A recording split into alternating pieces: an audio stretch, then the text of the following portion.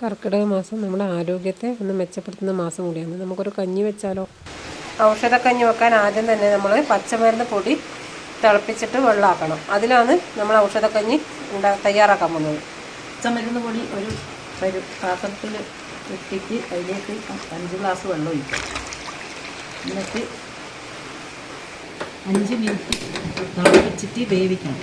ഇതെല്ലാം ഓരോ പാക്കറ്റുകളിലാക്കിയിട്ട് ഓരോ നേരം കഴിക്കാനുള്ള കഞ്ഞിക്കൂട്ട് കിട്ടുന്നതാണ്. ആശാളി, അവരേരി, ആശാളി, ഉലുവ, ഇത്രയും സാധനമാണ് നമ്മൾ കഞ്ഞി വെക്കാൻ ഉപയോഗിക്കുന്നത്. ഇത് ഒരു നേരത്തേക്കുള്ള കഷായക്കഞ്ഞിയാക്കാൻ 1 ലിറ്റർ വെള്ളത്തിൽ പച്ചമരുന്നിൻ്റെ കൂട്ട് വെള്ളമാക്കി തിളപ്പിച്ചതിന് ശേഷം അതിൽ വേണം നമ്മൾ ബാക്കിയുള്ള ഞവരേരി, ആശാളി, ഉലുവ എന്നിവ വേവിച്ചെടുക്കാൻ.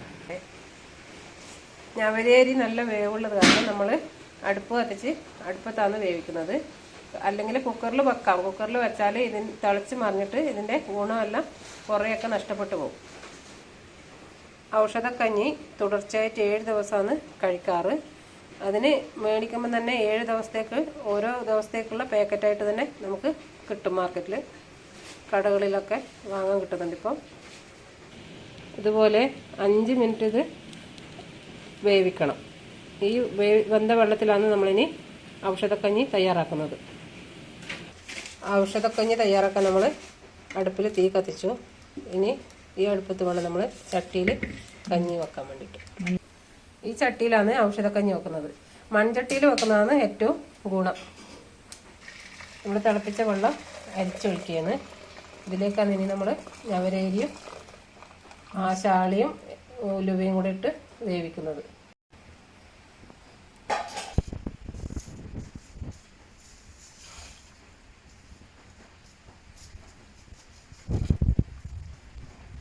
ഔഷധക്കഞ്ഞി തയ്യാറാക്കാൻ നമ്മൾ അടുപ്പത്ത് വെച്ചിട്ടുണ്ട്. ഇനി ഇത് കുറേ നേരം വേകണം, എന്നാലേ ഞവരേരി നന്നായിട്ട് വെന്ത് കിട്ടുള്ളൂ. നമ്മൾ നവരേരി നന്നായിട്ട് വെന്തതിന് ശേഷം അതൊരു പാത്രത്തിലേക്ക് മാറ്റി. ഇനി ഇത് നമ്മൾ ഗ്യാസിൻ്റെ മുകളിൽ വെച്ചിട്ട് ഒന്നുകൂടെ തിളപ്പിക്കും. ഗ്യാസിൻ്റെ മുകളിൽ വെച്ച് ഇത് നന്നായിട്ട് തിളയ്ക്കുമ്പോൾ അതിലേക്ക് കുറച്ച് തേങ്ങാപ്പാൽ ഒഴിച്ചു കൊടുക്കണം. തേങ്ങാപ്പാലിലാണ് ഇത് ആക്കുന്നത്. തേങ്ങാപ്പാൽ ഒരു 1/2 ഗ്ലാസിൻ്റെ അടുത്തുണ്ടാവും. തേങ്ങാപ്പാൽ ഒഴിച്ച് നന്നായിട്ട് ഒന്ന് തിളയ്ക്കണം. ഇതിപ്പോൾ നന്നായിട്ട് തിളച്ചു. ഇനി ഇതിലേക്ക് നമുക്ക് ഇടാൻ കുറച്ച് പച്ചമരുന്ന് കൂട്ട് പൊടി മരുന്നായിട്ട് കിട്ടുന്നുണ്ട്. അത് ഇട്ട് കൊടുക്കണം. അതും കൂടി ഇട്ടാലേ നമ്മുടെ കഷായക്കഞ്ഞി റെഡി ആവുള്ളൂ. അപ്പോൾ നമ്മൾ പാല് തിളച്ചതിന് ശേഷം പച്ചമരുന്നിൻ്റെ കൂട്ട് ഇട്ട് കൊടുത്ത് നന്നായി ഇളക്കി യോജിപ്പിക്കണം. അത് ഒന്ന് തിളയ്ക്കേണ്ട ആവശ്യം വരുന്നില്ല. നന്നായിട്ട് യോജിച്ച് കഴിയുമ്പോൾ നമുക്ക് തീ ഓഫ് ചെയ്തിട്ട് ഇറക്കി വെക്കാം. ഇതിന് പ്രത്യേകിച്ച് മധുരങ്ങളോ ഉപ്പോ അങ്ങനെയുള്ളോ ഒന്നും ചേർക്കാറില്ല. ആവശ്യമുണ്ടെന്നുണ്ടെങ്കിൽ രുചിക്ക് വേണ്ടിയിട്ട് ചെറിയ ചുവന്നുള്ളി നെയ്യിൽ വറുത്തിടാറുണ്ട്. നമ്മളത് അങ്ങനെ വറുത്തിട്ടിട്ടല്ല കഴിക്കുന്നത്. സാധാരണ വേവിച്ച് തേങ്ങാപ്പാൽ ഒഴിച്ചിട്ട് അങ്ങനെ തന്നെ കഴിക്കുക. നമ്മുടെ ശരീരത്തിൽ ഗുണം ചെയ്യാൻ വേണ്ടിയിട്ട് അതായിരിക്കും ഒന്നും കൂടെ നന്നായിട്ടുണ്ടാവുക. അതുകൊണ്ടാണ് നമ്മൾ അതിൽ വറുത്തിടാനോ ഉപ്പിടാനോ മധുരമിടാനോ ഒന്നും നിൽക്കാത്തത്.